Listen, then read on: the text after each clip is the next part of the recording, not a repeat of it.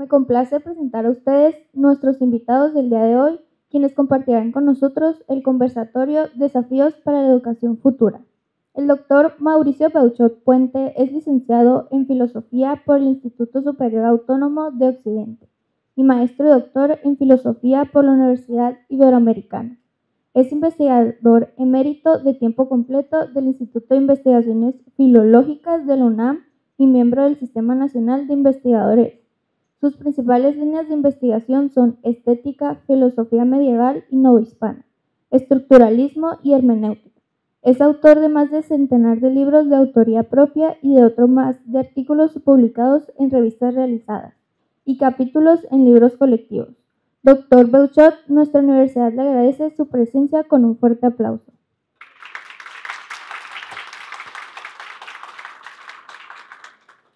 El doctor Eduardo I. Rivas es licenciado, maestro y doctor en filosofía por la UNAM, profesor fundador de la Universidad Pedagógica Nacional de México, creador de la pedagogía de lo cotidiano y junto a Mauricio Beuchot Puente de la nueva epistemología.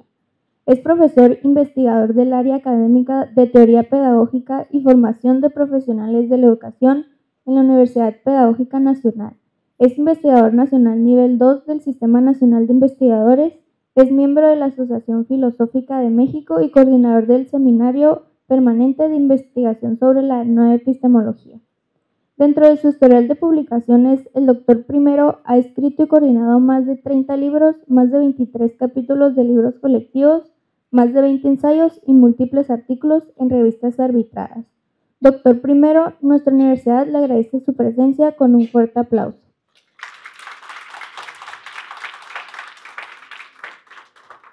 Tenemos el gusto de contar con la presencia del maestro Alejandro Méndez González como moderador de nuestro conversatorio. Le brindamos un aplauso de agradecimiento y le cedemos la palabra para el inicio de este ejercicio.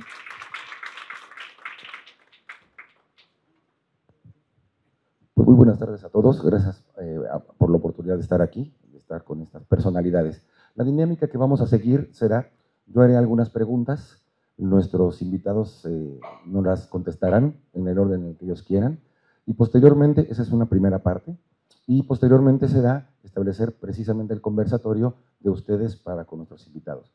Aquí la recomendación sería explótenlos lo más que puedan. Entonces sería una muy buena idea. Y pues bueno, de lo que se trata, este conversatorio son los desafíos para la educación futura. Entonces, he enmarcado las preguntas que se les van a hacer en 4 grandes rubros. El primer rubro es el fenómeno del capitalismo neoliberal. La primera pregunta entonces sería, ¿de qué manera el capitalismo neoliberal afecta el quehacer de las instituciones de educación en todos los niveles y afecta el quehacer de los docentes? Esa sería la primera pregunta.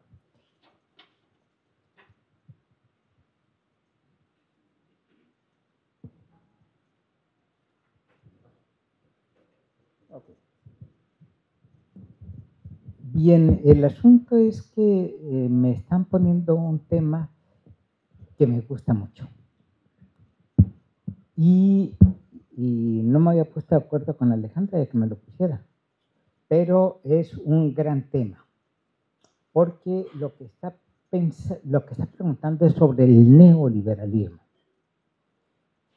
Y el neoliberalismo es algo que seguramente ustedes han oído mencionar, porque específicamente en la actual situación del país y particularmente desde el sexenio de gobierno federal inmediatamente anterior, se comenzó una crítica al neoliberalismo. Y muchas veces uno no sabe qué es eso. Por eso voy a comenzar a precisarlo. Y el neoliberalismo, primero, fue una política del gran capital que se comienza a formar sobre los años 80 del siglo XX. Y justamente era el líder en ese momento de Estados Unidos, Ronald Reagan, y la lideresa de Inglaterra, Margaret Thatcher, paladines del capital internacional, los que comenzaron a proponerlo. ¿En qué consiste? Es un volver a tomar el liberalismo. El liberalismo fue la política capitalista en el paso del siglo XVIII al siglo XIX. Y seguramente conocen ustedes el nombre o el término lema del liberalismo: dejar hacer, dejar pasar. Y por lo tanto, es precisamente dejar hacer y dejar pasar en el espacio que se está constituyendo en ese momento, que era del capitalismo. Y dejar pasar y dejar hacer en la venta y en todas las cuestiones propias del capitalismo, que en ese momento estaba creciendo. El neoliberalismo va a ser lo mismo, pero de una forma más intensa. ¿Por qué? Porque precisamente lo que van a estar promoviendo es la cuestión del mercado. El mercado es el espacio de la compra y venta, y específicamente de mercancías. Y entonces esto lo que va a hacer como efecto en la educación es que la educación también se va a volver una mercancía. Y entonces se va a vender y se va a comprar, y en ese momento las universidades van a comenzar a tener clientela. Y la clientela justamente es porque está comprando el servicio educativo, y esto va a tener toda una serie de efectos sobre el diseño de la educación escolar, porque se va a ir adaptando a la demanda. Es una cuestión justamente de promover el comercio. Digamos que este es el nivel más sencillo. Sin embargo, hay otros niveles un poco más abstractos, como por ejemplo que el neoliberalismo, al estar impulsando solamente el mercado, y espero que ya me hice entender que era el mercado, entonces ya va a comenzar a descuidar el impulso del conocimiento. Porque lo que importa es tener habilidades que ellos le van a llamar competencias para poder estar en el mercado. Entonces ya las cuestiones del conocimiento, el conocimiento científico, el conocimiento humanístico, va a comenzar a decaer. Y esto se va a asociar con la cuestión de que el neoliberalismo crea mucha ignorancia. No solamente por el efecto de lo que acabo de decir, sino que precisamente van a difundir cuestiones de mucha falta de saber. Eso es ignorancia y por lo tanto incapacidad de pensar. Y como finalmente estamos pensando en la educación futura, pero tenemos que partir de este presente, es muy importante que entiendan que el neoliberalismo comienza, les dije, comenzando los años 80 del siglo XX, del siglo anterior. Y poco después, sobre los 90, va a comenzar el desarrollo del Internet, el desarrollo de toda la revolución tecnológica actual, en la que ya tenemos muchos años. Entonces se va a conjuntar los efectos del neoliberalismo con los efectos del Internet y después el triunfo de las redes sociales. Y las redes sociales, sobre todo a los jóvenes, los tiene atrapados, de tal manera que yo creo que se podría mostrar una nueva forma de pérdida de libertad. En términos clásicos eso se llama enajenación. Y estamos capturados en las pantallas. Y esto tiene que ver con muchas otras cosas que estuvimos trabajando esta mañana, como es vinculado al neoliberalismo y a la revolución tecnológica del Internet, la creación de la posverdad. Es decir, todo se vale, no hay verdades, o hay las verdades que queremos creer o las que sentimos y un montón de cuestiones que tienen que ver con esto. Y por lo tanto, si uno recupera uno de los lemas de la buena educación, que es la responsabilidad social universitaria, que es uno de los lemas de esta universidad donde nos han invitado y que estamos tan contentos. Si uno recupera esto, responsabilidad social universitaria, entonces tendría que pensar en todas estas cosas y preguntarse, ¿vamos a seguir reproduciendo la educación comercial? ¿Vamos a seguir reproduciendo la enajenación en las redes? ¿Vamos a seguir reproduciendo la ignorancia? ¿O qué es lo que vamos a hacer? Entonces, yo creo que les he dado un perfil para que en su momento podamos seguir hablando. Entonces, eso sería mi primera contestación. Muchas gracias, doctor. Muchas gracias. Nada más no vaya a caer en la trampa de la posgrado. Yo creo que como estamos también hablando sobre el futuro de la educación, uno de los elementos que pueden ayudar para el futuro son las humanidades. Estamos en las humanidades, pero el neoliberalismo ha criticado mucho las humanidades, precisamente por lo que veíamos en la mañana, el pensamiento crítico. Es decir, el universitario siempre pertenece a lo que denominan la masa crítica y muchas veces no les gusta la crítica a los estados y golpean a las humanidades. Nosotros lo hemos visto en filosofía, porque en la preparatoria se han quitado muchas materias de filosofía. Nosotros hemos luchado, hemos protestado, hemos logrado algunas cosas, pero no todo, porque están siempre en contra, no solo de la filosofía, claro, pero de todas las humanidades. Entonces, qué bueno que aquí tienen esa conciencia de la importancia de las humanidades, pero sabemos también que no van a gustar muchas cosas, porque tiene que ser de una manera crítica.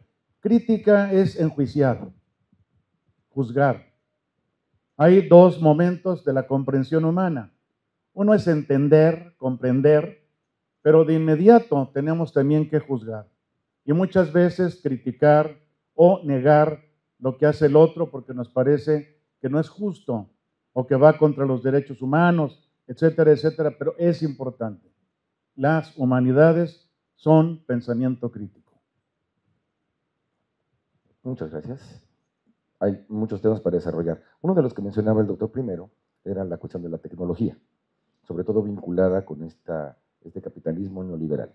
En este sentido, se dice que las tecnologías simple y llanamente son de manera neutral unas herramientas. Es decir, hablando de un martillo no es ni bueno ni malo, simplemente es una herramienta.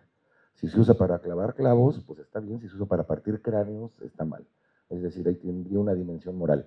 ¿Podríamos decir en este sentido que las tecnologías son inocentemente, a partir de lo que usted mencionó, una herramienta moral o éticamente neutral? No, eso es una mentira vulgar. Nos han querido vender eso. Sin embargo, justamente lo que se le opone a esa fantasía es identificar quién impulsa la tecnología, quién la hace. Y precisamente, globalmente, el agente de la tecnología somos los seres humanos. Pero no todos podemos perfilar la funcionalidad de la tecnología, sino que lo hacen los que tienen el poder, los que tienen las empresas tecnológicas. ¿Sí? Y en este caso voy a decir una mala palabra. ¿Sí? El dueño de Tesla, ¿sí? ¿Cómo se llama este tipo? Elon Musk, que también era el dueño de Twitter y toda una serie de cosas. Entonces, ellos establecen las líneas para la operación de la tecnología. Y entonces por eso no es inocente, sino que tenemos que identificar es el que maneja la tecnología. Y los seres humanos como nosotros somos consumidores y estamos atorados en eso. Y si no tenemos pensamiento crítico, entonces no nos damos cuenta de qué es lo que estamos haciendo. Y lo estamos viendo en términos muy sencillos, como que muchas veces en clases, en las aulas universitarias, voy a proyectar mi propia experiencia. Mis estudiantes están con los celulares. Y yo no sé si los están usando para la clase o están en las redes sociales, en el WhatsApp, en el chisme, no lo sé. Pero como el celular también se ha convertido en una herramienta de trabajo, entonces uno no lo puede saber. Y por lo tanto es muy difícil saber cómo se está usando la tecnología, porque creo que uno de los posibles temas es lo que hoy ya conocemos y se está popularizando y está creciendo como inteligencia artificial. Y entonces esto es una cosa nuevísima y extremadamente peligrosa, porque yo ya he estado pudiéndome dar cuenta que algunos de mis estudiantes están respondiendo con inteligencia artificial. Y entonces, ¿cuál es el problema? De que el aparatito que estén usando inteligencia artificial, es decir, el programa que está pensando por ellos, y ya no están pensando. Cuando en el espacio universitario lo que se tiene que enseñar es a formar el juicio, como dice Mauricio, que le gusta tanto. En mis palabras sería enseñar a pensar. Y enseñar a pensar profesionalmente. Pero si ya un programa está reemplazándote a ti mismo, ¿dónde vas a quedar? Esa sería la cuestión directa. Muchas gracias, doctor. A mí me gustaría añadir algo que me parece muy importante, porque entiendo que están en psicología de la educación, ¿verdad? Es decir, se están preparando para educar. Qué difícil les va a tocar. No los envidio, porque les van a tocar ya alumnos que van a tener muy deteriorada la capacidad simbólica, que es bien importante. La capacidad simbólica nos hace encontrar o hacer significativa la educación, porque si no, no van a responder a las expectativas de sus estudiantes. Por eso a mí me gusta ver la interacción en el aula como un texto. Por eso hablamos de hermenéutica. Hermenéutica es interpretación. A ti como profesor, profesora, tus alumnos te interpretan. Ustedes ya me interpretaron, es más, ya me escanearon, ¿verdad? Es algo que hacemos inevitablemente. Pero tienen que saber interpretar a sus alumnos. Y los alumnos que les van a tocar, les digo, ya van a estar muy deshumanizados, porque esa es la cuestión. La inteligencia artificial, lo digital, todo lo que está ahora tan presente, deshumaniza. Ese es el gran problema.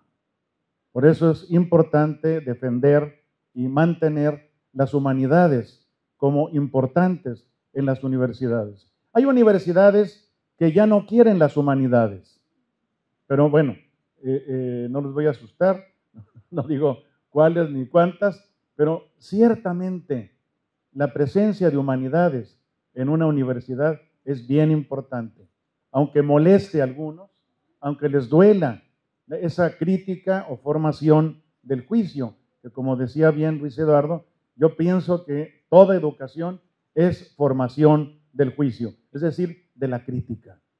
Crítica es, digamos, relativo al juicio, de ahí viene crisis, Juicio en griego es krinein, de ahí viene crisis, criterio.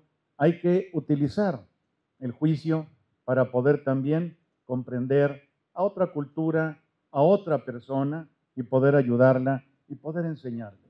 Es algo, pues, que tenemos que defender, las humanidades en la universidad. Gracias. En este mismo tenor, en la línea que estamos siguiendo, esta línea discursiva, según Michel Demouget, tiene un estudio que sacó en el 2023 que se llama La fábrica de los cretinos digitales. Y en la fábrica de los cretinos digitales. Y en este texto, que a final de cuentas es un metaestudio, lo que menciona es que es posible la educación, y es la pregunta que les quiero hacer a ustedes, porque ya no sabía de dónde sacarme preguntas, no es cierto. Es una pregunta que les quiero hacer a ustedes, porque decía, no es posible educar cuando no hay atención por las redes sociales, cuando no hay disciplina, se quiere todo rápido, a corto plazo, y cuando no hay motivación. Entonces, sería esto, ¿es posible educar bajo estas condiciones, que a final de cuentas son las que permean? Lo más terrible es, según lo dice Demouget, no solo en los alumnos, también en los profesores. Sería esa la pregunta, doctor. Pues qué cosa tan fea. ¿Cretinos digitales? La fábrica de los cretinos digitales. Pero imagínate el concepto de cretinos digitales.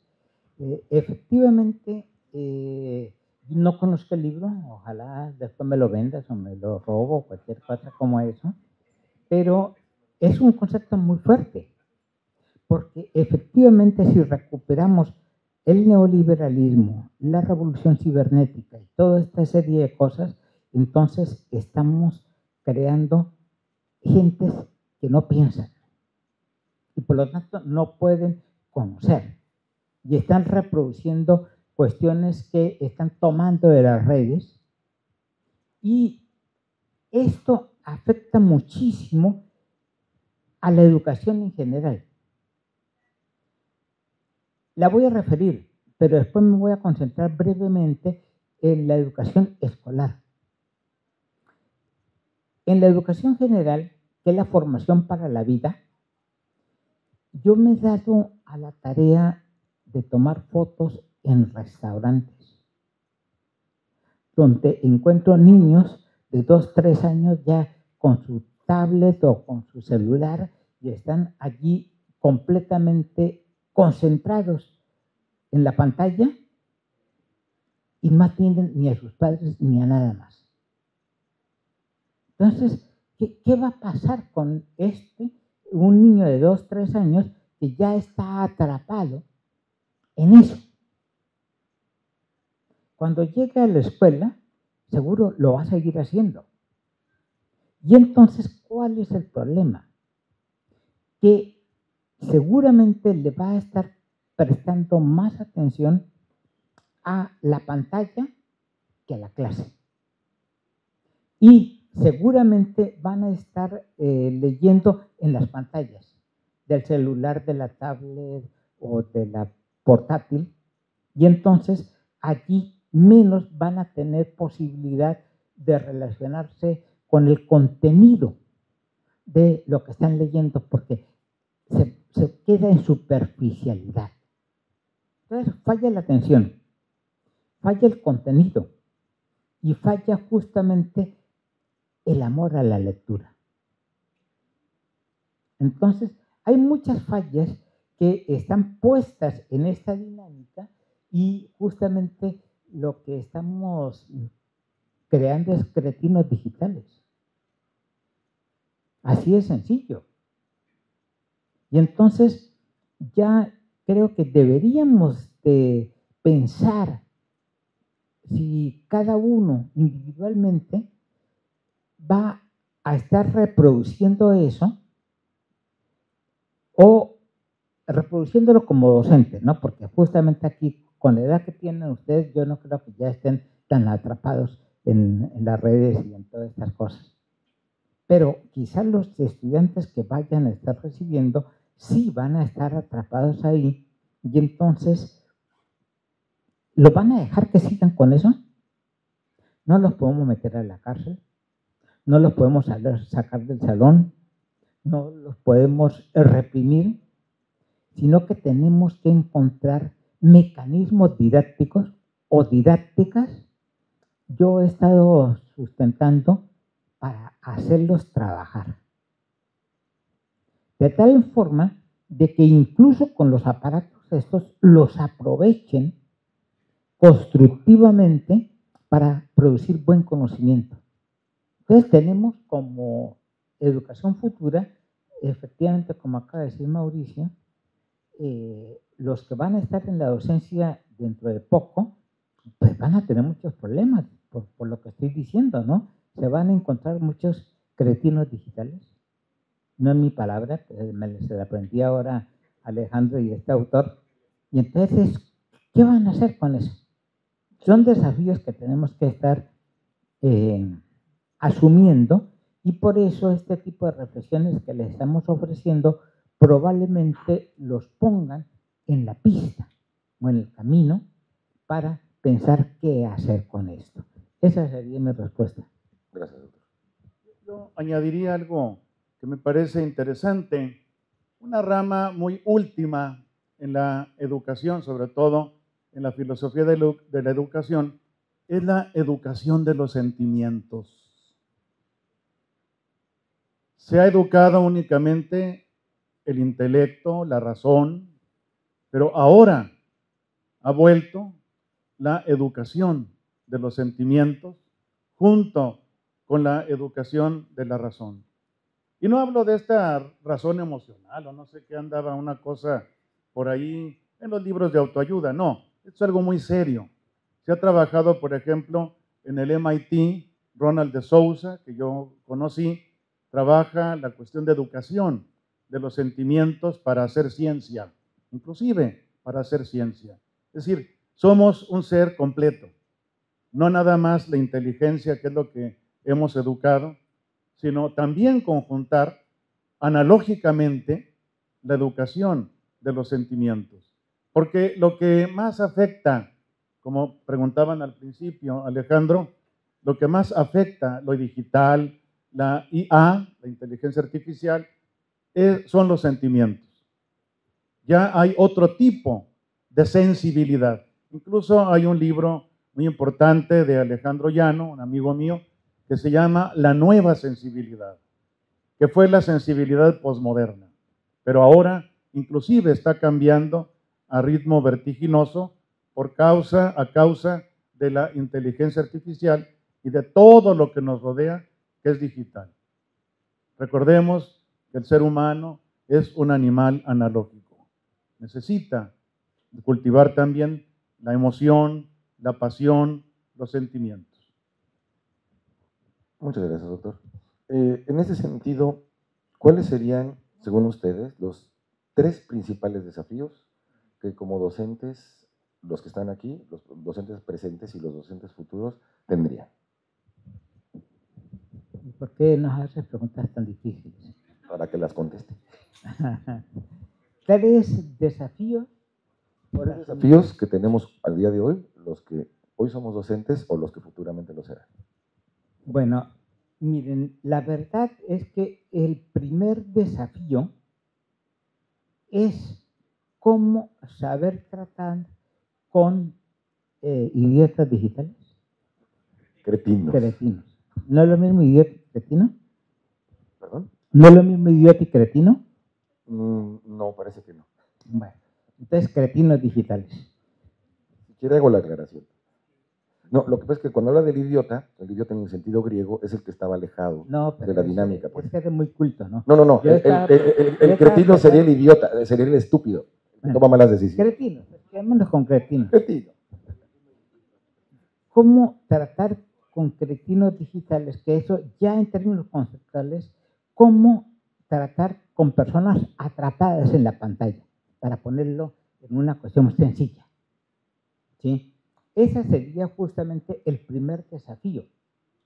Pero el segundo es cómo construir una pedagogía y una didáctica para promover el conocimiento y por lo tanto la formación humana.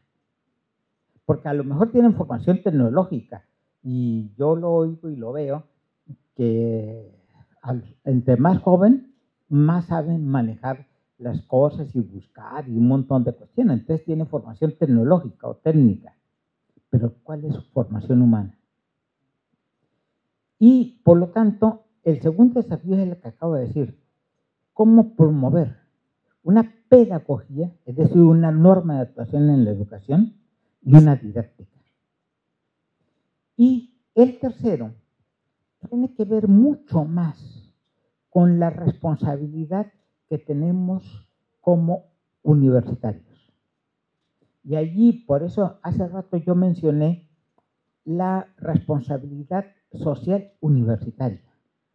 Tenemos que asumir eso, responsabilidad, para poder mostrar si queremos dejar atrás la cuestión de la tecnología mal usada y buscar justamente nuevas formaciones. Y entonces no es solamente una responsabilidad del profesor o profesora, sino que las autoridades universitarias también tienen que asumir su papel para impulsar justamente que se llegue a la responsabilidad social universitaria. Esto es alejarse de la educación comercial. Entonces, esa sería mi respuesta de 3 cosas. Y a ver qué dice Mauricio, que también te preguntaban a ti. Yo creo que estoy de acuerdo con Luis Eduardo. Añadiría, de hecho, la tecnología no es mala, puede ser buena, es decir, como él lo decía, es indiferente. Va a depender del uso que hagamos los seres humanos de la tecnología. Y se puede utilizar bien, se puede utilizar para la educación, se puede utilizar para muchas cosas que se hacen en la cultura, pero sobre todo, yo diría, necesitamos rescatar a ese estudiante atrapado por la pantalla, por lo digital, etcétera, para que otra vez se vuelva a humanizar. Fíjense, a mí me dio un poco de risa una pedagoga argentina. Me atacó, me mandaron el videíto donde salía, yo estoy en contra de ese Mauricio Beuchot y su hermenéutica analógica. ¿Qué hermenéutica analógica? Hermenéutica digital. Si los niños no quieren leer, que no lean, que jueguen. Pobres niños. Yo tengo un sobrinito que ni le conozco la cara. Todo el día está con el celular jugando. Oye, hijo, sí, tío, ¿verdad? Oye, no le conozco la cara. Oye, hijo, tal cosa, sí, tío, sí. Entonces, están ya de alguna manera tragados. Ni siquiera son culpables. Yo creo que ahora tenemos la responsabilidad, los docentes, ustedes que se están preparando para ser docentes, que puedan transmitir esto y sobre todo, yo creo que el mayor reto de la educación y del educador es hacer significativa la educación para el ser humano. Si no logras hacer significativa tu formación, no vas a sembrar nada en la otra persona. Nos movemos, esto nos enseña esta parte de la filosofía que es la hermenéutica, nos movemos por el sentido. Necesitamos sentido para vivir, sentido para caminar, sentido para avanzar.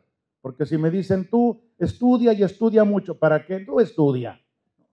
Tienes que darle un significado, un sentido, una dirección, y eso es hermenéutica aplicada a la filosofía de la educación.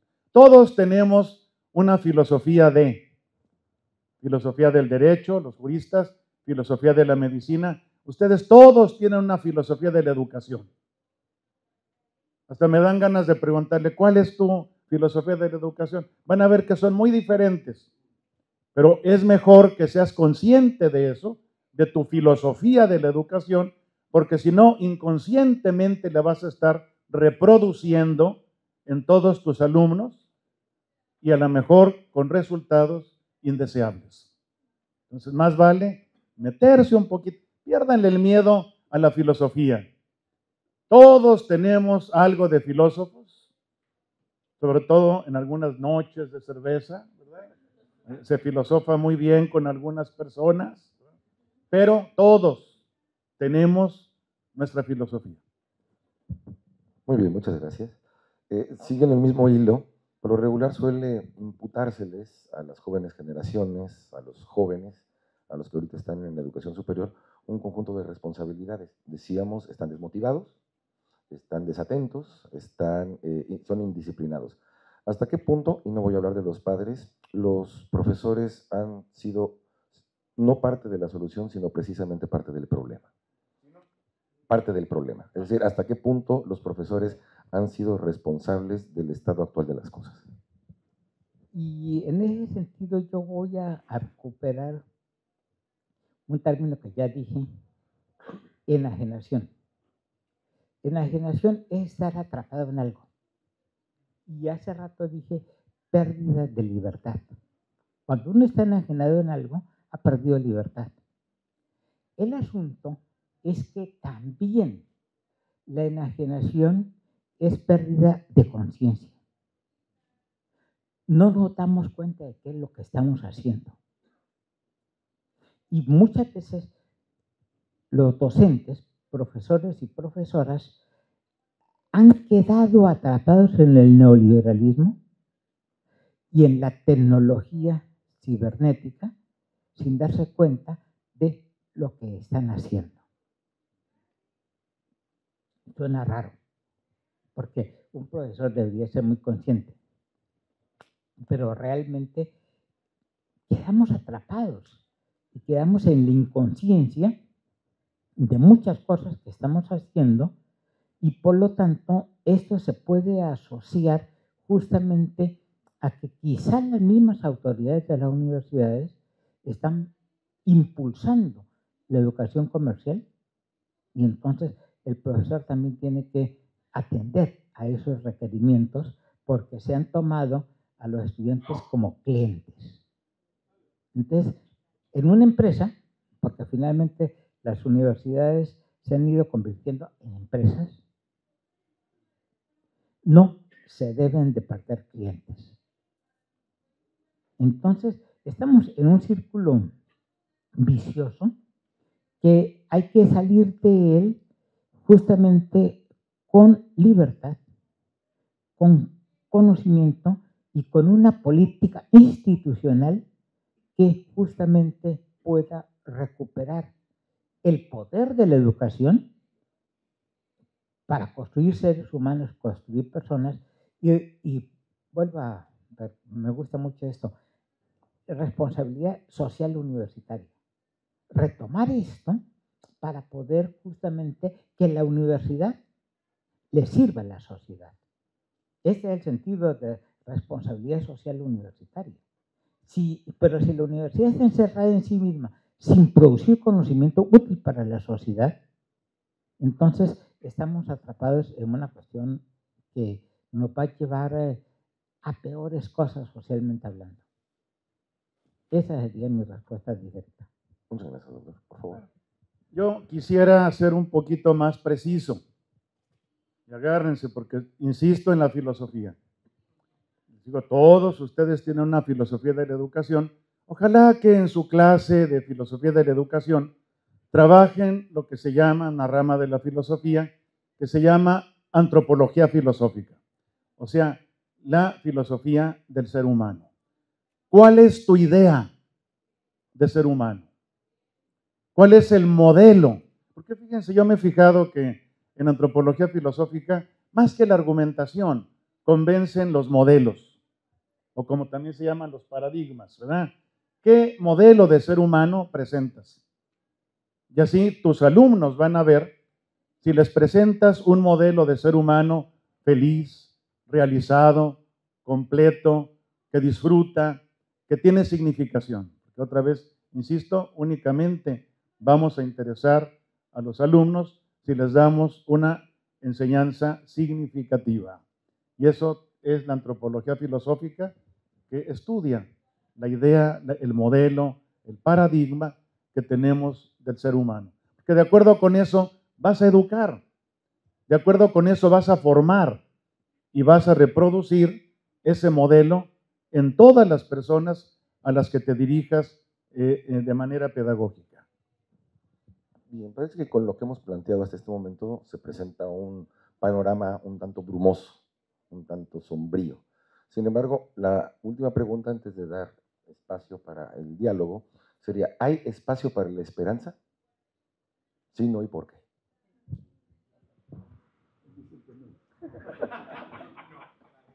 Hay espacio para la esperanza. Porque la esperanza es la dinámica de futuro. La esperanza es la dinámica de futuro. Y si ya perdimos la posibilidad de llegar a un futuro mejor, entonces terminamos suicidándonos. O en la depresión. Y esto es una gran parte de que nuestros jóvenes están deprimidos y ansiosos y un montón de cuestiones negativas que están bajando la esperanza. Pero yo creo, yo me impulso mucho por la esperanza. Y después de que vine aquí a esta hermosa universidad, salgo con más esperanza. Gracias, doctor. Por favor, Luis. Bueno, poniéndolo un poquito peor, voy a seguir la argumentación de Luis Eduardo, que se ha visto que en mucha de la población universitaria hay dos cosas muy peligrosas, ¿no? Que son la angustia y la depresión. Hemos provocado angustia. Ahora le llaman ansiedad, pero me gusta más la palabra angustia, que es más filosófica, ¿no? Kierkegaard, el propio Freud. Hay mucha angustia, Nietzsche, ¿verdad? Hay mucha angustia. Los exámenes, la tesis, todas las evaluaciones, ¿no? Entonces, algo tenemos que hacer para bajar esa angustia porque está muy alta y se nota en los estudiantes, ¿verdad? Yo que ya estoy de otra época, lo percibo muy raro en ustedes, pero también la depresión. Miren, por lo menos se equilibran, la depresión equilibra la angustia, ¿no? Porque la pura depresión ni te levantas en la mañana y la angustia es la que te mueve, te hace que sobrevivas. Pero no se vale. Hay que buscar que en los estudiantes haya disfrute. Yo les mencionaba en la mañana, hay un filósofo coreano-alemán, Byung-Chul Han, una cosa así, que es tremendo. Habla de cómo estamos atrapados en el estrés. Es una sociedad de estrés, una sociedad de puros estresados. Además, ni siquiera ya por otro, sino por uno mismo. Yo recuerdo qué bonita era en Hegel la dialéctica del amo y del esclavo, ¿verdad? No, ahora los esclavos son los que ya son sus propios amos y se dañan y se dan latigazos y se estresan, se angustian y se deprimen. Ya hay que romper con ese círculo tan perverso, ¿verdad? Y tratar de hacer que nuestra enseñanza, repito como siempre, sea significativa para los alumnos. Bien, muchísimas gracias. Me parece que ya tenemos los suficientes elementos como para poder establecer el diálogo con ellos, que le hagan todas las preguntas, no importa el calibre. Decía al principio, explótenlos, los tenemos aquí, no siempre están aquí con nosotros. Adelante.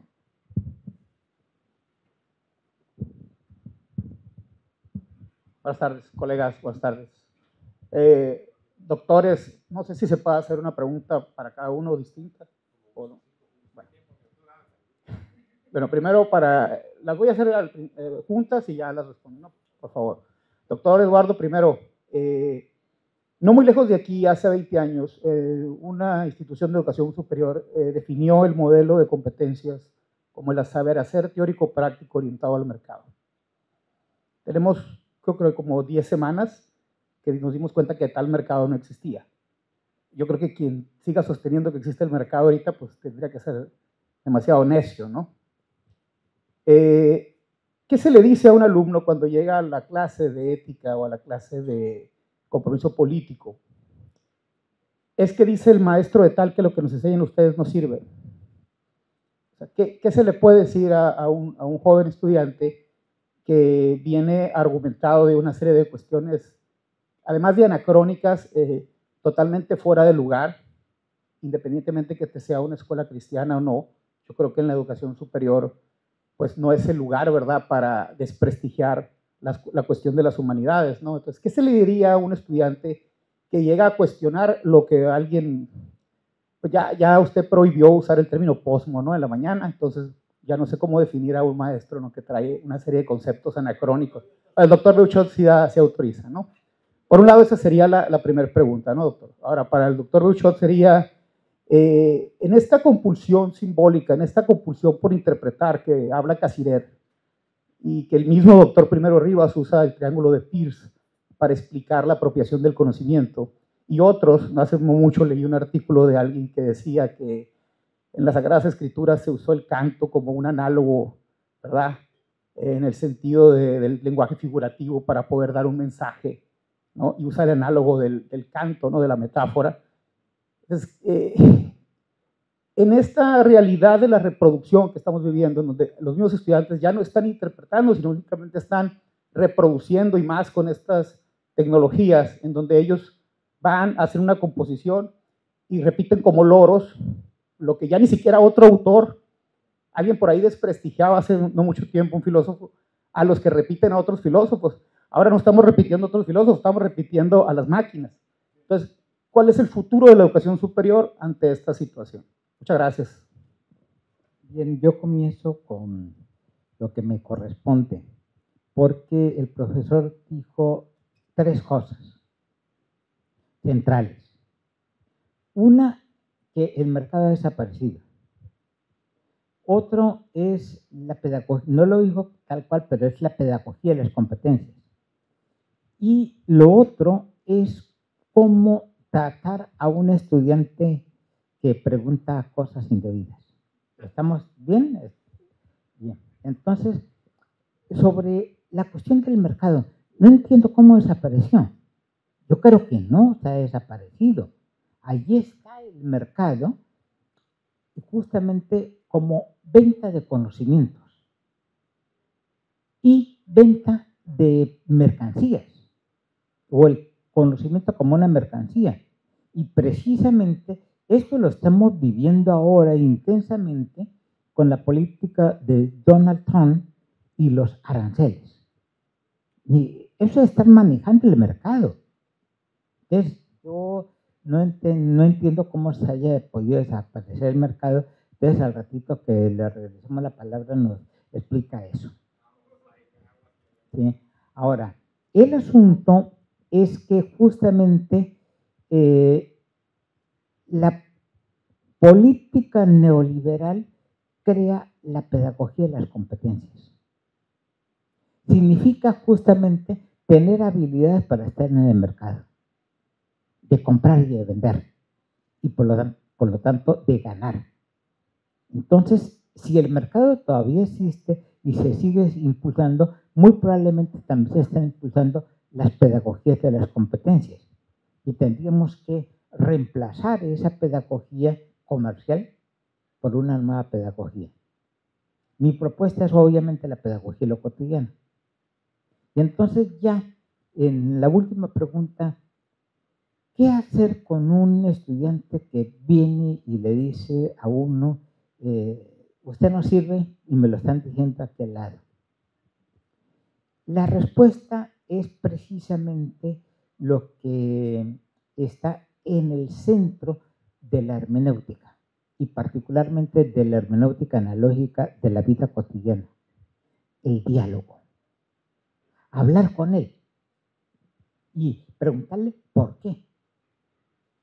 Que explique, hacerlo hablar. Y entonces en el diálogo él seguramente podrá ir identificando que está reproduciendo cosas que le dijeron y que él no ha pensado. Eso sería lo primero. Pero segundo, buscarlo justamente a responder por qué nos servimos. Lo que estamos haciendo es educar.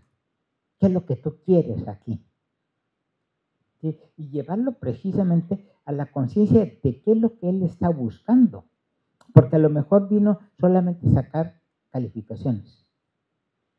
y no a obtener conocimiento universitario. Entonces, la respuesta directa es el diálogo.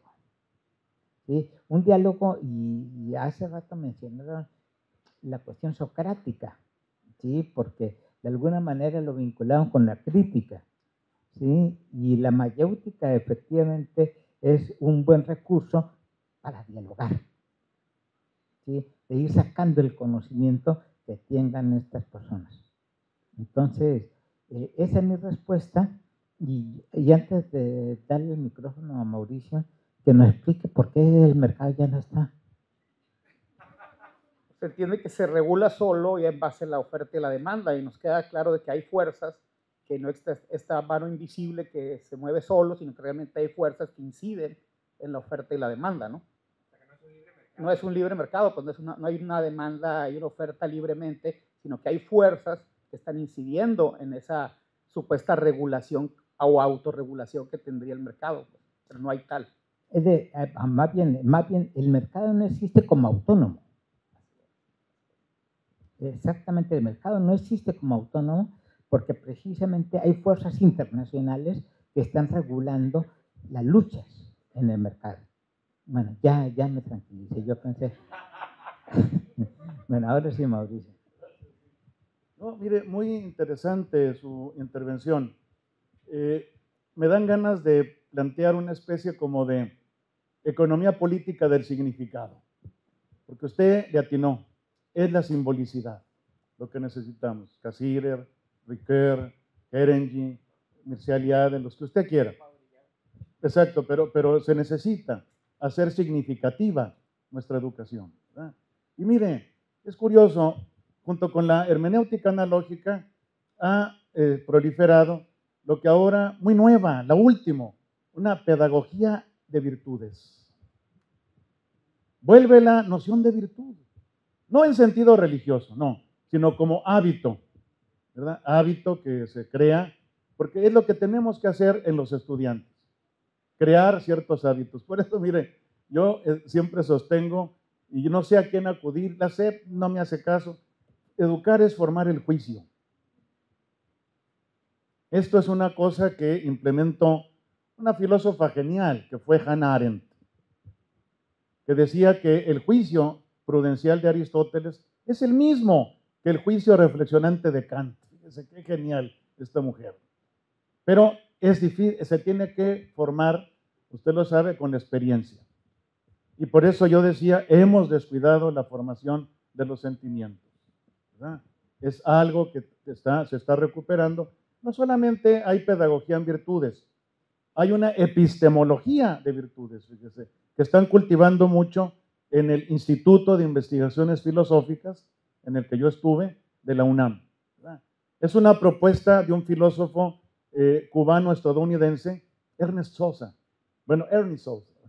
Ernesto Sosa, me encantó, me dijo, ¿sabes cuál es el mejor libro de epistemología? ¿Cuál, Ernesto? ¿Cuál? La Ética Nicómaco. Qué bonito, fíjese. Porque es el juicio prudencial. Y Aristóteles dice bellamente, no podemos exigirle frónesis, prudencia, juicio prudencial a alguien que no se haya dado topes en la vida. Es decir, la experiencia. Vuelve la experiencia y vuelve la educación en virtudes. Porque usted lo sabe, ha proliferado mucho la educación en valores. Yo conozco a la que lanzó esto, de la pedagógica, bueno, Teresa Llurén Camarena, una cosa, yo la conocí y respeto su propuesta. Pero mire, es mejor la educación en virtudes que en valores. Los valores son abstractos. Recuerde Max Scheler, platonismo de los valores.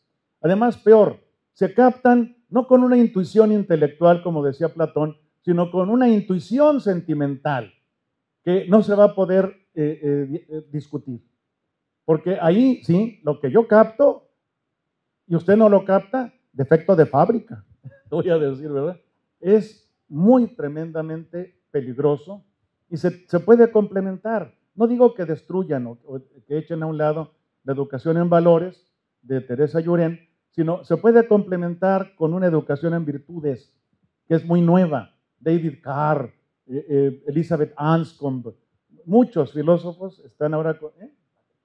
Sí, MacIntyre, por ejemplo, también están trabajando una epistemología de virtudes y una educación en virtudes. Que hay que formar hábitos profundos en nuestros estudiantes para que después vuelvan a plasmarlo en lo que hace. Hay un filósofo italiano, estuvo aquí en México, que es Alessandro Ferrara. Yo le recomiendo su libro. Se llama El paradigma del juicio. Y es algo que se usa para enseñar con el ejemplo. Es decir, mire, el gran filósofo Wittgenstein separaba demasiado el decir y el mostrar. Él decía, hay cosas que se pueden decir, hay cosas que solo se pueden mostrar. Y terrible. Bueno, lo que se puede decir es la ciencia y es poco interesante para el ser humano. Lo que solo se puede mostrar es la ética, la estética y lo que él llamaba la mística, que es lo importante para el ser humano. Pero para él nada más se puede mostrar. Decía, si yo quiero enseñar el sentido de la vida a un alumno, se lo tengo que demostrar con mi ejemplo. Híjole, pero es el peligro de la equivocidad. Yo le digo a mi alumno, imítame. Y va a ser el más despeinado de la facultad. O el peor vestido de la facultad. No, esa es la equivocidad. En cambio, la hermenéutica analógica es lo que dice el mostrar. Usted ya me entendió. Usted ya me va está avanzando más que yo en la hermenéutica analógica. Le agradezco su intervención. Muchas gracias a los dos.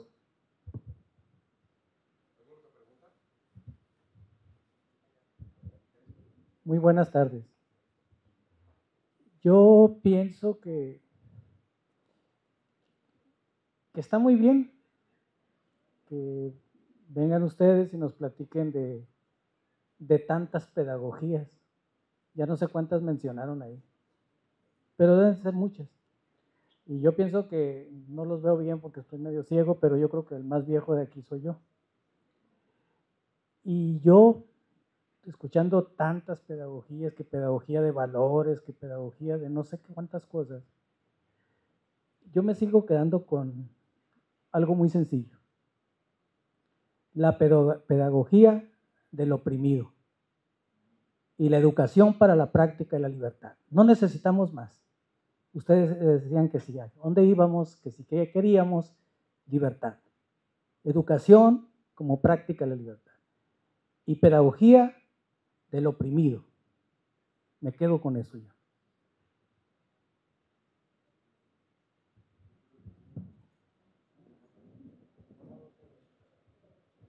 Bueno, yo estaría de acuerdo. Nada más que, mire, hay que volver a crear las condiciones para la pedagogía del oprimido. Porque ahorita ya no quieren practicarla. ¿Sí?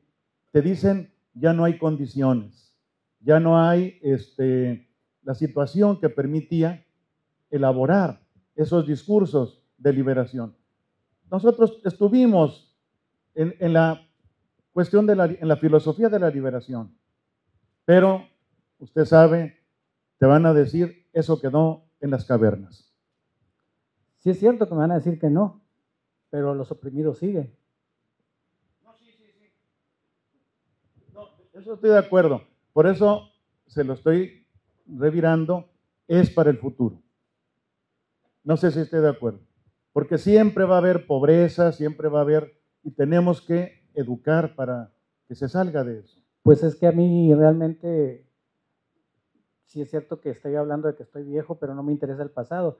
Y tampoco me interesa el futuro, me interesa el presente, y la pedagogía para el oprimido es actual. No, sí, pero ¿qué me dice de los que dicen que ya no hay condiciones para eso?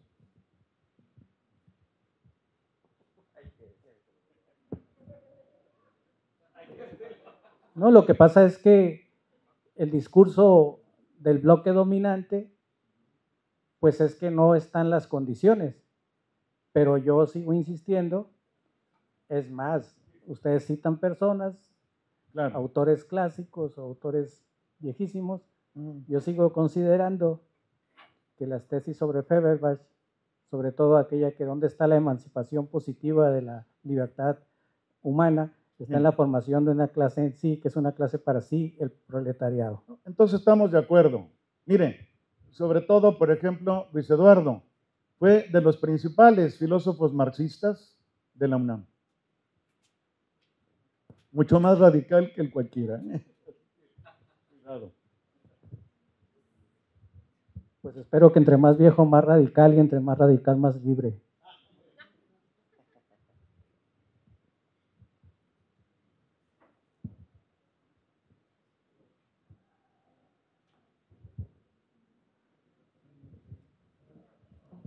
Buenas tardes.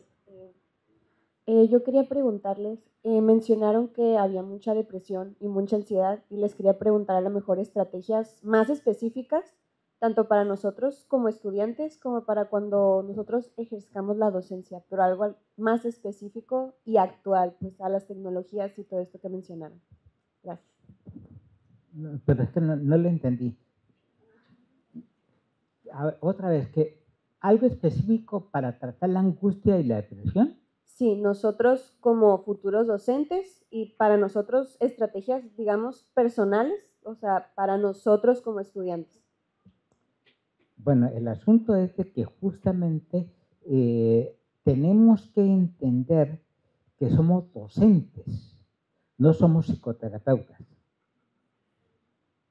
Esto es muy importante, porque si tú intentaras tratar cualquier problema mental de un estudiante, vas a quedar atrapada en que no sabes cómo hacerlo. ¿Sí? Y no creo que podamos como docentes asumir esa responsabilidad. En todo caso, justamente se tendría que canalizar a esta persona hacia la terapia que debe tener el psicólogo de la universidad o cualquier cosa como esto. No sé si me hago entender. Y no puedes asumir responsabilidades que no tienes por qué tener. Porque los profesores no estamos educados para la psicoterapia. Esa sería mi respuesta, pero no sé qué digas tú, Mauricio. Sí. Perdón, sí, a ver. Nosotros somos psicólogos educativos, tenemos aparte la herramienta de la psicología. Entonces, no sé, tal vez hay alguna manera de, alguna estrategia, obviamente no específico como terapia o algo así, pero una herramienta que nos ayude un poquito a ayudar a los estudiantes. Bueno, mira, yo lo que te diría es, tú como psicóloga, no como pedagoga, sino como psicóloga, puedes implementar algo. Muchas veces, yo te lo puedo decir, mis clases son psicoterapia, ¿verdad? Porque es lo que necesita el estudiante de momento y de manera directa. Entonces tú puedes, no sé, implicar alguna de las corrientes. Por ejemplo, yo estudié psicoanálisis, fui profesor en el Círculo Psicoanalítico de México, ¿verdad? Por la hermenéutica.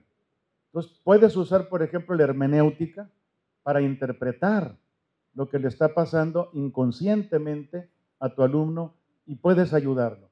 Pero para una cosa todavía más fuerte, más grave, entonces sí tienes que referirlo con alguien así, pues más facultativo, digamos, ¿no? Hay veces que yo me he encontrado, fíjate, alumnos pues que están bien mal, ¿verdad?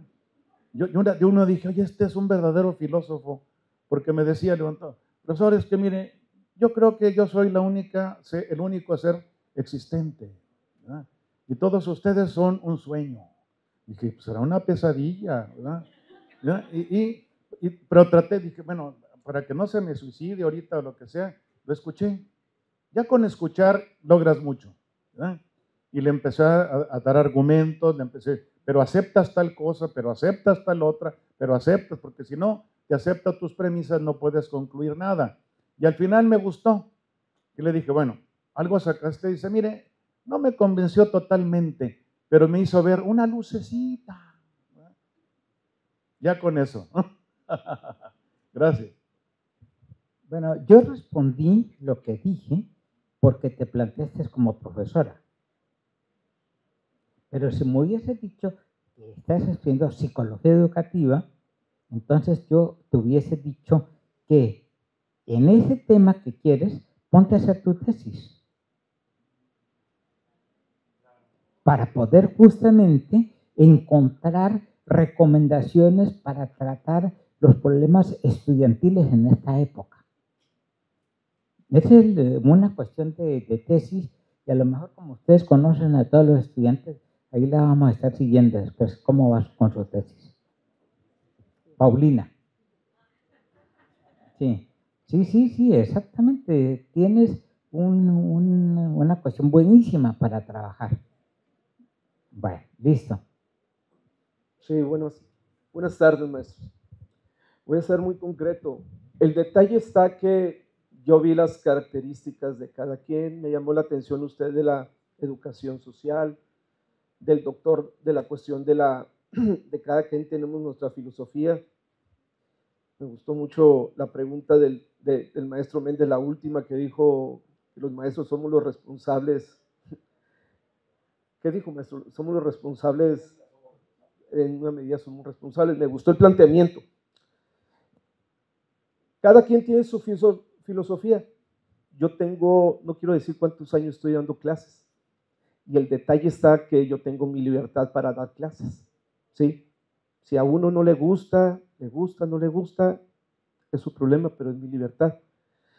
Y el detalle está que para mí es la libertad y la disciplina, y confunden la disciplina como una limitante, ¿no? Las dos se pueden llevar a cabo, de la libertad y la disciplina. Y el detalle está que me llamó la atención el tema de desafíos para la educación futura. Y además hablaron de la hermenéutica, la interpretación, que coincido completamente, y ahorita voy a mencionar un ejemplo que hice en clase. En primer lugar, desafíos para la educación futura. No quiero hacer una crítica, mis respetos para ustedes, sino es una opinión nada más en cuanto a un intercambio de ideas. Pero ¿para qué a la futura? ¿Y por qué los desafíos actuales no los podemos ver? Tenemos unos estudiantes con una mentalidad distinta de hace 20 años. Tenemos unos desafíos, y es el aparatito, que este aparatito yo lo prohíbo. ¿Por qué? Porque si yo permito este aparatito, al alumno le estoy limitando su libertad de imaginación, le estoy limitando muchas cosas. Y el detalle está que yo soy maestro de Derecho, tiene su generis, y la materia que doy, Derecho Procesal Penal, Juicios Orales Penales, y en las audiencias orales penales este aparatito está prohibido. Imagínense, prepararlos con un aparatito y una audiencia oral penal, no saben qué hacer. Entonces, el detalle está que quiero comentar un ejercicio que hice. Pongo a un doctor en Derecho, muy bueno, juez, en la práctica de los más brillantes del país, y da una explicación sobre un tema de Derecho Procesal Penal. 20 minutos para no agobiar a los estudiantes. Inmediatamente empecé la clase y les apagué el foco porque son las 7 de la noche para que vieran nada más al doctor. 20 minutos, terminó. Saquen su hojita, apagué, saquen una hoja y expónganme ustedes qué dijo el doctor. En el trayecto de los 20 minutos observando, yo observé nada más a 2 alumnos que estaban anotando lo que decía el doctor. Cuando todos se quedaron así, entonces, ¿qué pasa? Lo que sucede es que están limitados el estudiante. Y le dije, no les va a perjudicar, porque piensan mucho en la calificación. No les va a perjudicar en nada. Simplemente nada más las 2 alumnas respondieron 100% a mis preguntas. Los demás no lo respondieron. ¿Por qué? Porque su interpretación, como dice usted, pues estaban viendo a un doctor el tema y estaban pensando otra cosa, o estaban en otro espacio-tiempo. Y entonces, ¿qué sucede? Sucede de que tenemos nosotros que hacerles ejercicios mentales, y tenemos que liberarlos, y tenemos que disciplinarlos, ¿sí? Y el maestro Méndez dijo, la ocupación, la motivación, y el otro aspecto, ¿cuál es, maestro? la atención y la disciplina, que coincido completamente con él. Y a lo último planteó, dijo, los maestros somos los responsables. Pues sí, somos los responsables y no vamos en el mismo. Claro, tenemos la libertad, pero hay que decirlo, hay muchos que se quedaron en el pasado y no viven el presente. Yo nomás, mi pregunta concreta, después de el favor de que me escuchen, les pregunto a ambos doctores, ¿cuál es su opinión entre disciplina y libertad en la educación? Gracias. Bueno, mire, yo otra vez aquí acudiría a este concepto que me parece muy rico, que es el de la analogía, porque significa proporción. Analogía es la palabra griega que los latinos tradujeron como proportio, proporción. Y el sentido de la proporción es a la vez intuitivo y también intelectivo. O sea, no hay métrica así exacta para decir desde dónde hasta dónde, sino que se va encontrando. Es Aristóteles, ¿verdad? Y me parece a mí que usted ha tocado el núcleo, digamos, cómo encontrar una libertad que pueda integrar la disciplina. Porque sin disciplina no podemos hacer nada. Mire, todo el montón de libros que yo he escrito han sido por disciplina. Porque muchas veces digo, híjole, ya no tengo ganas. Entonces lo que hago es siempre tener dos proyectos. Si no se me ocurre algo en uno, se me ocurre en el otro. Y así voy avanzando disciplinadamente. Es cierto, una disciplina con libertad y una libertad con disciplina. Le agradezco su intervención. Y para responder sobre la pregunta directa, tendríamos que entender qué es libertad. Y la libertad, desde mi modo de concebir, es capacidad de producir. No es capacidad de decidir y un montón de otras cosas, sino capacidad de producir. Y esa es la libertad más sustancial. Y para producir tengo que ser disciplinado. Porque si no tengo mis tiempos para hacer la producción, entonces me voy a perder. Entonces, esa es mi respuesta. Si entendemos la libertad, como lo acabo de decir, entonces tenemos que recuperar la disciplina para poder justamente hacerlo. Ahora, como le ha gustado mucho la cuestión de lo que dijo Alejandro, la responsabilidad docente, entonces la responsabilidad docente podría ser precisamente impulsar la libertad e impulsar la disciplina.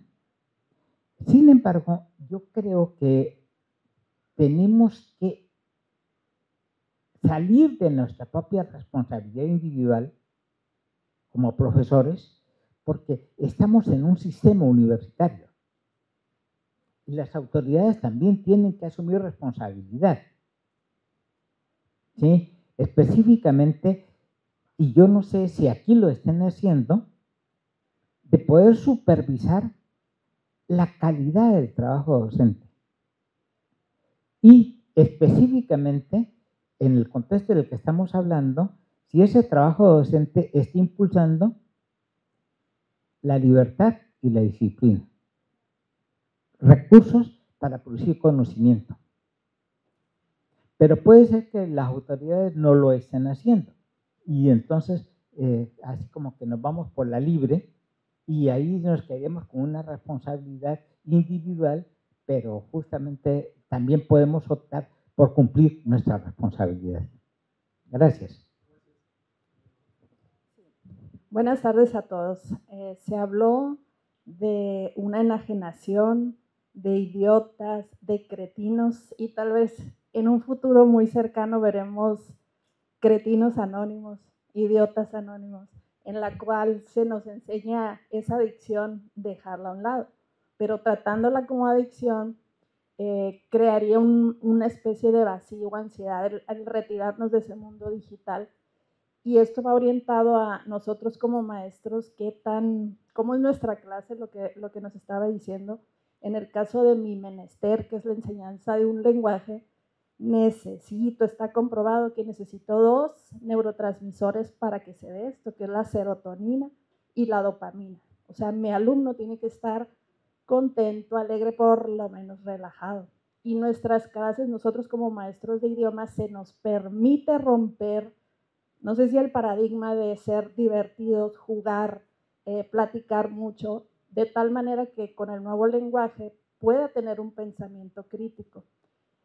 La pregunta es, para el resto de las materias, ¿sería un paradigma ser ese tipo de maestros, regresar a esa clase serotoninérgica? Porque muchas veces yo recuerdo, mis mejores maestros son los más alegres, los que tenían más libertad para dialogar, sea física, química, español, no importa la materia, no porque sea inglés o español, pero son los que más dejaron huella en mí, y muchas veces nosotros podemos dejar huella en alguien que quiera conectarse con el mundo, desconectarse de esa tecnología para interactuar y que sea significativo realmente.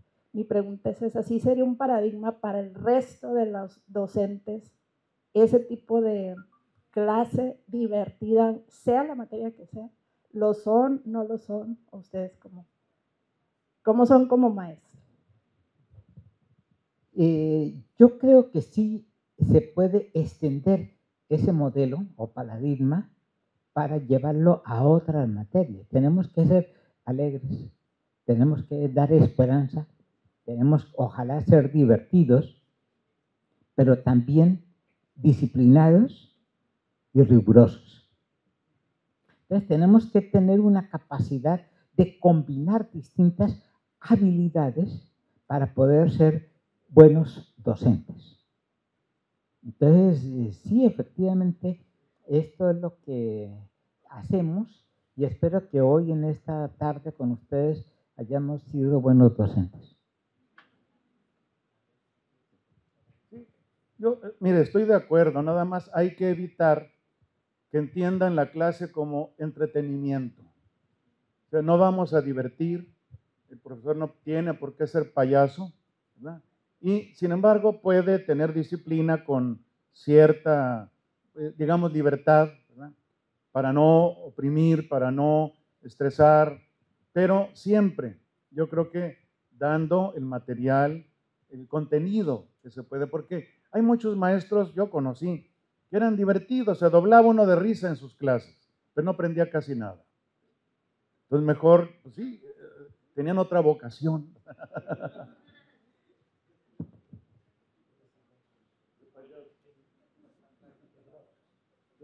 Regresando con el tema pues de la IA, de su uso, ¿ustedes, doctores, piensan que lo que pasa hoy en día, que pues a los estudiantes cuando se les encarga algún resumen, algún ensayo, pues aclamando gran ChatGPT, hoy en día nada más le mandan el número de lectura y ChatGPT nada más les escribe el ensayo y el resumen?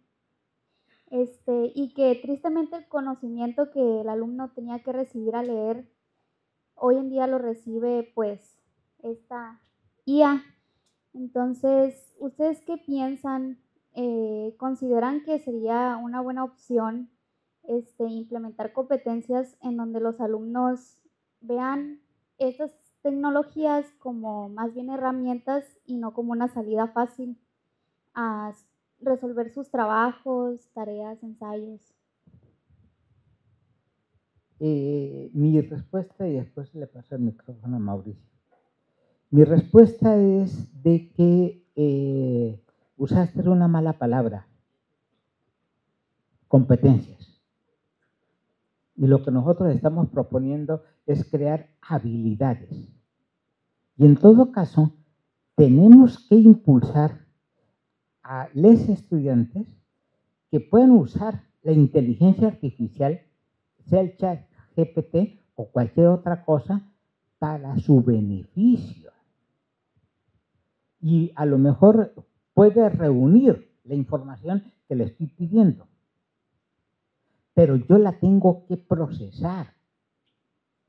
El estudiante es el que tiene que tener ese recurso, pero tiene que trabajar pensando. Esa sería mi respuesta. Entonces, seamos hábiles usando la tecnología. Esa sería la expresión más sencilla. Mira, nada más para precisar un poquito más, esto de las competencias hay que tener mucho cuidado, porque ahí sí fue pedagogía opresora, ¿verdad? Es decir, para que tuvieras capacidades, competencias para la empresa.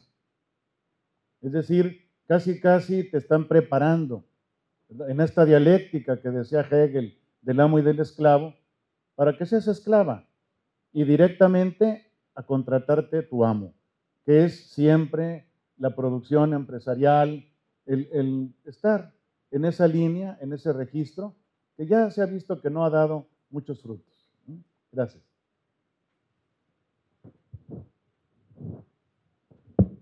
¿Qué tal? Buenas tardes. Primero que nada, pues mi nombre es Cristo Zazueta, soy maestro aquí, y me gustaría preguntarles, bueno, tal vez un poco saliendo menos del tema, es más, yo diría personal, ¿no? La pregunta,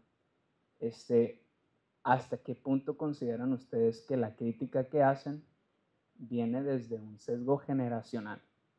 Es decir, las nuevas tecnologías nos han hablado sobre todo eso, sin embargo, pues ese es su punto de vista, ¿no? Tal vez nuevas generaciones las verían como algo positivo, ¿no? O sea, yo lo veo como cuestión de denominar cosas, ¿no? A veces ustedes podrían, o lo han mencionado como enajenación, otros podrían decirlo desde un punto de vista más positivo, una manera de interconectarse o de relacionarse globalmente. Con la IA pueden decir pérdida de originalidad, pero también puede ser denominado como una manera de impulsar o de acelerar la educación, vaya. Entonces, la pregunta está ahí para ustedes. O sea, ¿consideran que podría venir tal vez desde un sesgo? Y mi respuesta es que, claro, estoy hablando como viejito.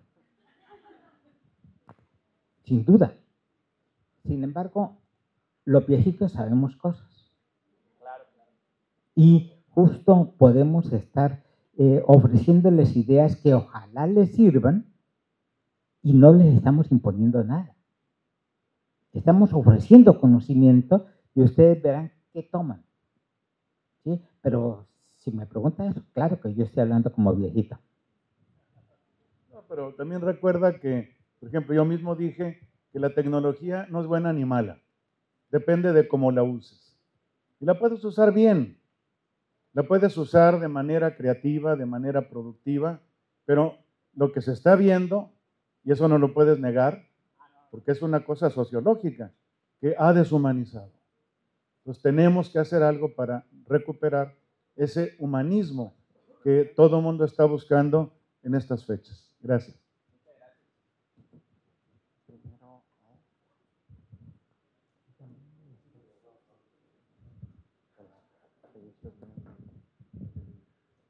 Buenas tardes. Antes que nada, qué gusto escucharlos, doctores. A mí me parece un privilegio escucharlos y sobre todo que nos tengan tanta paciencia. Gracias por eso. Mi pregunta es sobre la relación dialéctica que habría entre una educación diseñada para el consumo, para la adquisición de herramientas para responder a un mercado que por lo visto ya no existe. Y la otra es el otro polo, digamos, una educación que nace de una información que es aprendida, criticada, apropiada y ojalá generada después. La crítica tradicional pues está muy clara, ¿no? Nos ha costado mucho trabajo superar un esquema diseñado para la revolución industrial, donde se generaban empleados, donde el alumno era entendido como un recipiente donde se depositaba información de parte del docente que era el continente del conocimiento, omnisapiente y ahí te van tus herramientas, vete a trabajar. Llegan las disidencias, obviamente, y una disidencia que me parece especialmente pertinente es lo que ya analizábamos, una educación como apropiación, apropiación que exige, que implica un ejercicio crítico de la información, porque mucha de esta información no va diseñada para la educación en sí, sino para perpetuar un positivismo realmente existente que busca, como lo digo, ¿no?, perpetuarse.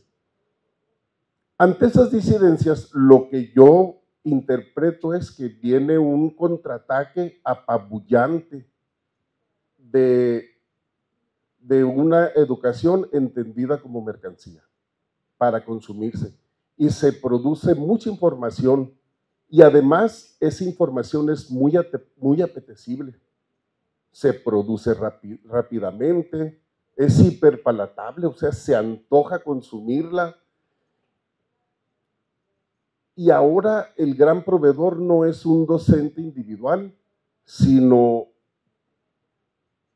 proveedores globales, inteligencias artificiales, redes sociales, que la misma información me dan aquí en Ciudad Obregón, que en Ciudad de México, que en Nueva York. No está personalizada, ni está diseñada para ser criticada, ni siquiera apropiada, simplemente consumida y replicada. Ante esto ya quedamos en que hay espacio para la esperanza, pero ¿cuáles son los medios para creer en esa esperanza? ¿Cómo puedo creer que 1984 como distopía no se va a hacer realidad? ¿Cómo puedo creer que los bomberos no se van a dedicar a quemar libros? ¿No? ¿Cómo me puedo convencer de que no vamos a vivir un mundo prefabricadamente feliz? ¿Cómo hacemos que las voces del sur epistemológico tengan eco? ¿Cómo hacemos una resistencia epistemológica donde el conocimiento no únicamente sea contenido memorizable, sino un estilo de vida permanente y perfeccionable?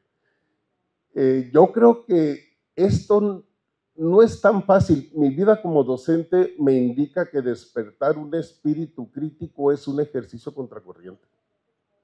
Contracorriente no únicamente contra los jóvenes simplemente son expresiones individuales de su tiempo, del tiempo que están viviendo. Pero es una batalla que estoy dispuesto a dar y que yo creo que todos aquí estamos dispuestos a dar, ¿no? Una educación inspiradora, significativa, donde el significado sea el ser humano. ¿Cómo hacemos para explicitar esta filosofía de la educación? Y sobre todo, ¿cuál es la filosofía de educación deseable? ¿Cuál es la antropología subyacente deseable, la pertinente para nuestros días? Son como muchas preguntitas, pero en el fondo es que me parece que nos está apabullando un contraataque donde las grandes fuerzas están produciendo contenido estandarizado, a gran velocidad y en gran magnitud. Gracias. Bueno, mire, yo creo que aquí todo lo que usted fue señalando es pues una constelación de temas, de preguntas. Aquí sí yo creo que se puede sintetizar todo en lo que planteaba la pedagogía del oprimido: concientizar. Hay que empezar concientizando a los mismos docentes y a los estudiantes. Ahora ha vuelto la necesidad de la concientización, porque lo que está usted señalando, lo que hace la inteligencia artificial, lo que hacen los medios, lo que hacen todas estas nuevas cosas, es hacer que hagamos a un lado la conciencia. De muchas formas usted lo presentó, ¿verdad? Que no se cuestione, que no se critique, que no se juzgue, que no se haga, ¿verdad? Entonces es dejar de lado la conciencia. Por lo tanto, el reverso sería la concientización. Y le agradezco mucho su intervención. Bueno, y Pablo, nos metes en problemas, pero la respuesta sencilla es qué hacer. Y yo creo que es realizar nuestro trabajo. ¿Y cuál es el trabajo? Y ahora me voy a concentrar en lo que hacemos Mauricio y yo. Y no solamente es dar clases. Mauricio ya no da clases porque está más allá del bien y el mal, ¿sí? Pero dio clase muchísimos años y por lo tanto es una cuestión de la docencia, enseñar. Pero además estamos escribiendo. Tenemos que seguir escribiendo, poniendo en palabras y en publicaciones justamente lo que estamos pensando. Pero la otra cosa es cuando nos invitan, como acá, a aceptar la invitación y venir a estar trabajando con ustedes. Es una forma de difundir, ¿sí? Entonces, es docencia, escritura, difusión, y obviamente que todo lo que estamos diciendo no nos lo estamos sacando de la manga, para usar una expresión mexicana muy buena, sino que surge de la investigación que estamos haciendo. Entonces, justamente promover también la investigación y ojalá difundir que otras gentes hagan lo mismo, ¿sí? Para que entre muchos que lo vamos juntando, entonces la manada le está ganando a esa otra manada. Pero es difícil, claro que es difícil, porque ellos tienen el poder, tienen los medios, tienen muchas cosas, y nosotros estamos en la pobreza, pero tenemos esperanza. Mire, nomás abundando en lo que decía ya Luis Eduardo, bueno, no sé, no crea que estoy más allá del bien y del mal, me hicieron emérito de la UNAM y del ESNI, pues tengo que aceptarlo, pero me aburría tanto que mejor me he puesto también a hacer otras cosas, como dar conferencias por Zoom, que ahora es una lata, porque ya no puedo uno decir no puedo ir, sino que ya es un botón. Ahí está también la ventaja, es un botón que aprietas y ya estás hablando a Chile, a Argentina, a donde sea. Pero mire, es cierto, hay que hacer investigación y publicación.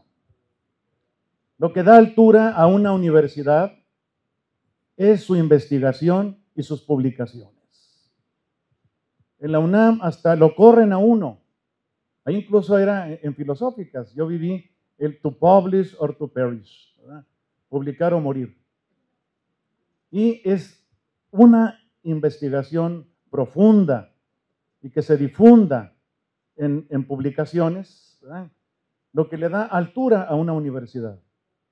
Yo siempre checo eso. En esta facultad, ¿qué se hace de investigación? ¿Qué son sus publicaciones? ¿Cuáles son? ¿En qué nivel están? ¿En qué estatus? ¿En qué Dialnet, de Philosopher's Index? ¿Dónde está indexado? Eso es, claro, tampoco hay que caer allí porque también debemos de decirlo, el SNI ha provocado ciertas enfermedades, ¿no? Le llamo enfermedad, pero ciertos vicios, digamos, ¿no? Que nada más existes si publicas en el Fondo de Cultura Económica. Bueno, ahora ya no, porque ya ve, ya ni se puede. Yo publicaba mucho, era incluso de la comisión dictaminadora de filosofía, pero este nuevo director, hasta ahí, nos corrió a todos. Ya no se vale decir, hasta ahí. Pero de todas maneras, fíjese, yo creo que es el trabajo que tenemos que hacer para darle altura a una institución. ¿Cuál es su investigación? ¿Y qué medios de publicación cuenta para poder distribuir, difuminar esto que mencionaba Luis Eduardo, que es el producto, el fruto de lo que estamos haciendo? Y le agradezco mucho su intervención. Bueno, hola, soy Alison y estoy cursando el segundo semestre de la carrera en... Perdón.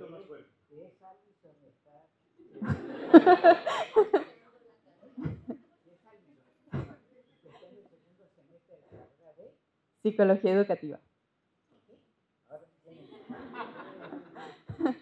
De psicología educativa. Mi pregunta va basada como en estos cambios que, bueno, en el cambio que estamos teniendo en la actualidad con las nuevas generaciones y que a ustedes, por ejemplo, cuando ustedes eran niños, no les tocó vivir como un sistema educativo, modelos educativos que eran más, pues ya estaban completos y que se usaron por muchos años y aún así se siguen usando.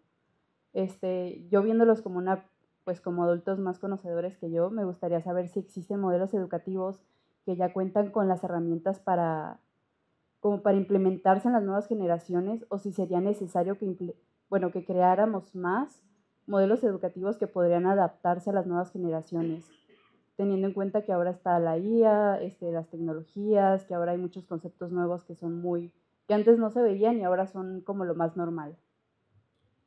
Mira, pregunta difícil la que planteas, porque hay que recordar nuestra infancia. Nos tocó otra cosa, bueno, no en la infancia, si quieres, en la infancia y adolescencia, sobre todo la de adolescencia o primera juventud, que es cuando está uno en la universidad, ¿verdad?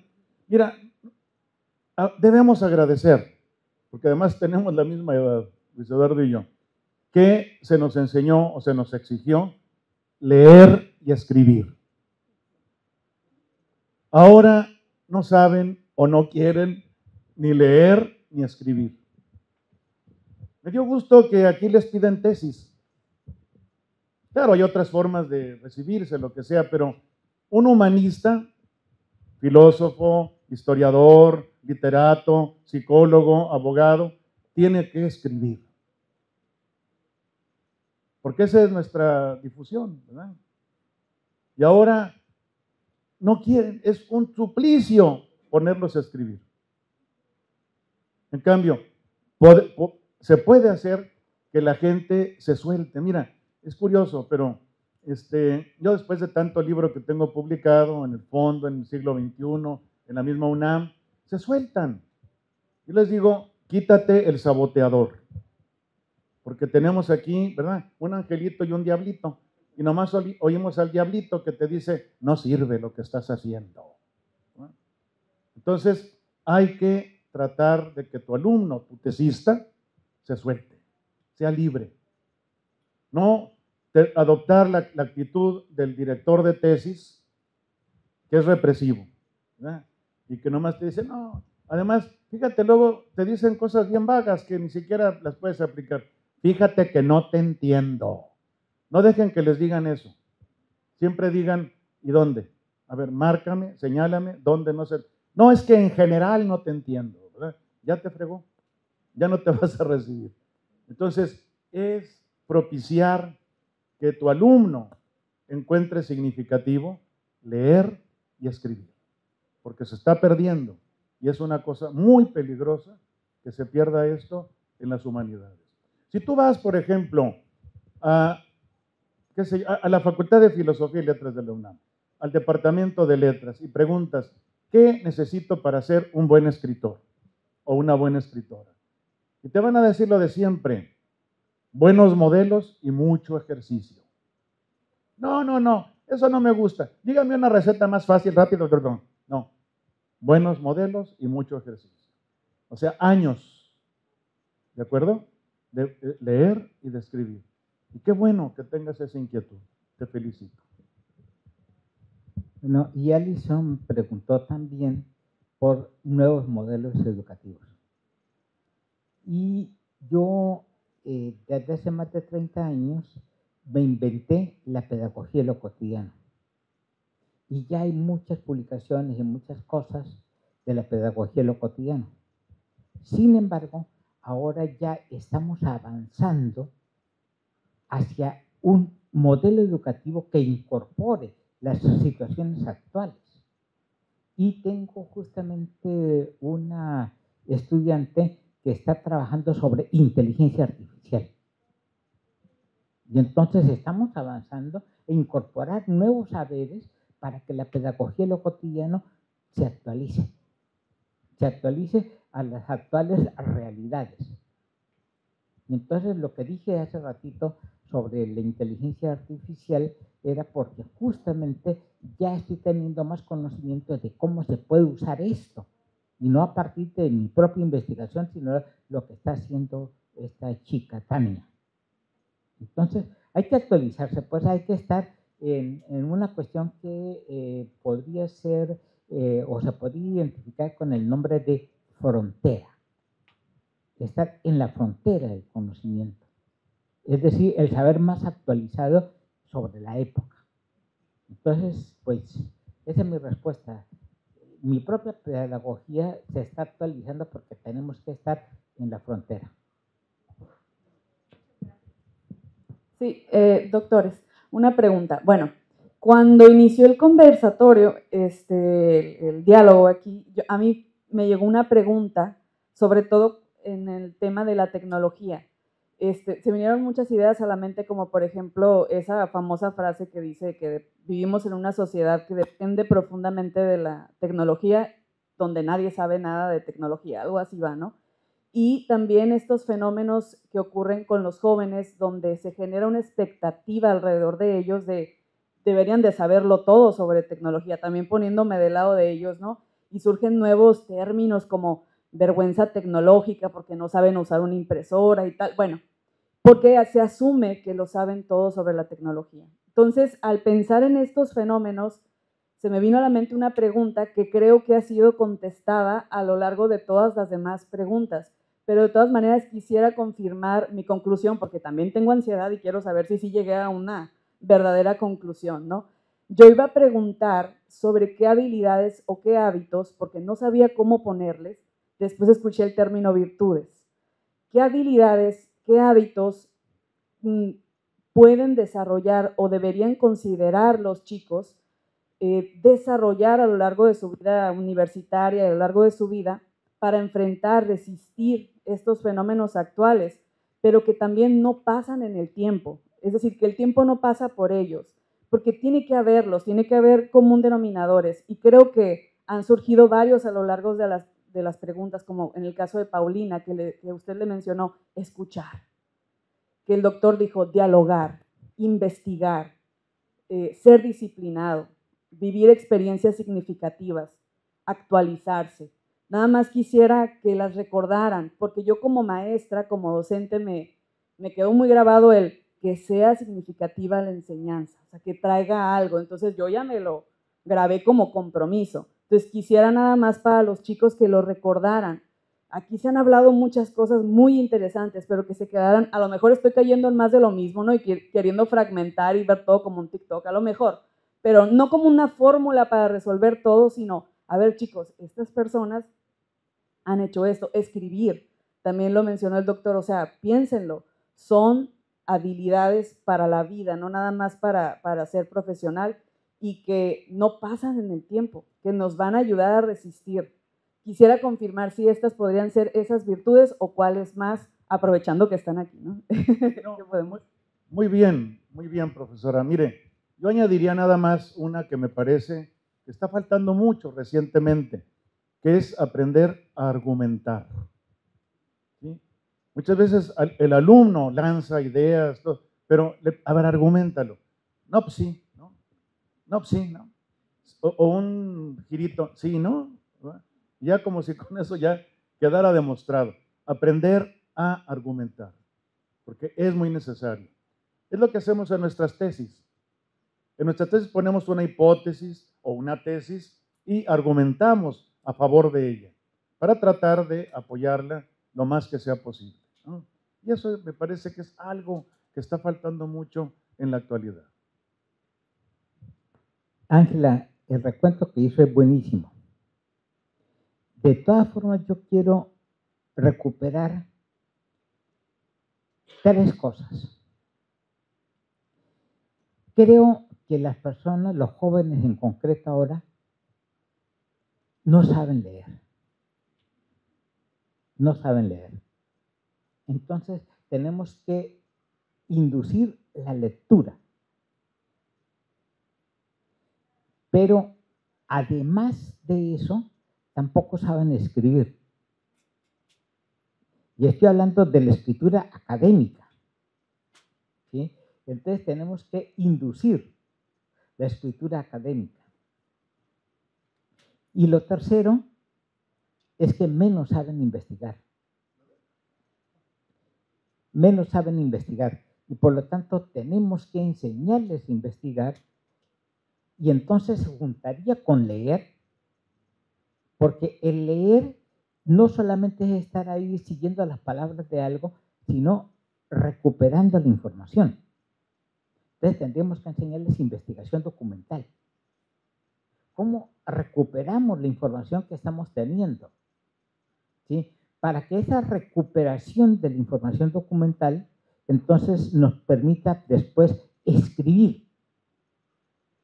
Y esa escritura se asocia con la investigación y después la investigación se tiene que exponer, escribir de alguna manera, difundir. Entonces, son cuestiones elementales que hemos perdido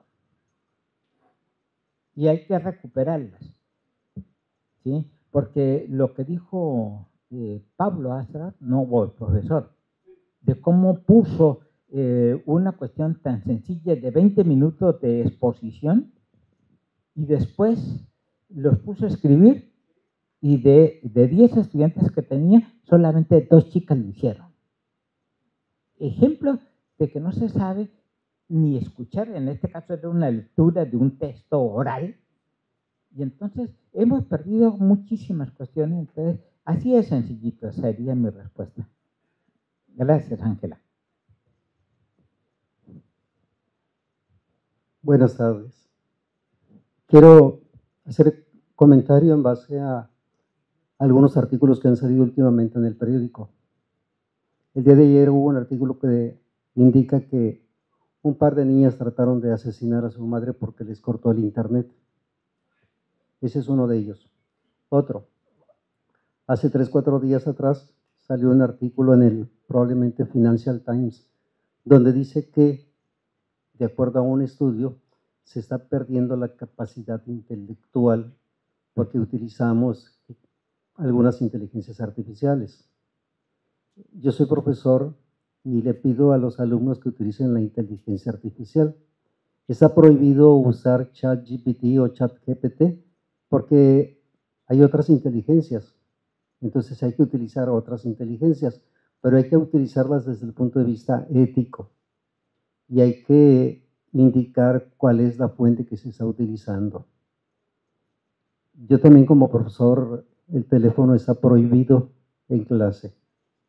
Utilizar celular en mi materia implica darte de baja en la materia. Sí, así. Porque si no, el muchacho no va a entender. Si vas al baño, tienes que hacerlo en los primeros momentos sin celular, por el vape famoso que se da en los baños. Sí, ustedes saben a qué me refiero. Me da mucho gusto que se está enfatizando todo lo que es la importancia de la escritura, porque por la escritura entra el aprendizaje. Si no hay escritura, no hay aprendizaje. No hay nada no hay nada en el ser humano que no haya pasado por el pensamiento. Por ahí va la frase de Aristóteles, ¿verdad? Sí, entonces yo creo que sí es importante que los jóvenes que están aquí tomen en cuenta eso. Me preocupa que hoy la educación se está volviendo comercial, porque hay instituciones educativas que le dan mucha importancia al uso de las tabletas, al uso de las plataformas, pero no enseñan a los niños a leer, no enseñan a los niños a escribir. Es muy fugaz lo que el niño ve y no se queda en su capacidad intelectual. Es importante que fomentemos el juicio crítico, la reflexión y pues la lectura. Entonces, pero también me preocupa que muchos de los niños utilizan los móviles para jugar. No lo usan para leer, lo usan para jugar. Y como pierden con mucha facilidad, lo resetean, vuelven a jugar, vuelven a perder, vuelven a resetear. Entonces se está creando una especie de inestabilidad emocional porque crea angustia, frustración, angustias. Y yo creo que aquí hay muchos elementos para los psicólogos, para algunas tesis y algunas investigaciones. Muchas gracias.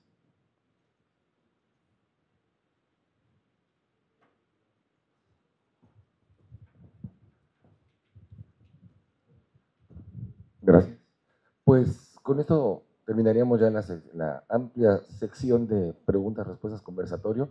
Les agradecemos muchísimo. Pasamos a la finalización del evento. La Universidad La Salle Noroeste les reconoce su valiosa participación en las 9ª Jornadas de Ciencias Sociales y Humanidades, y como muestra de ello les hacemos entrega de sendos diplomas de agradecimiento.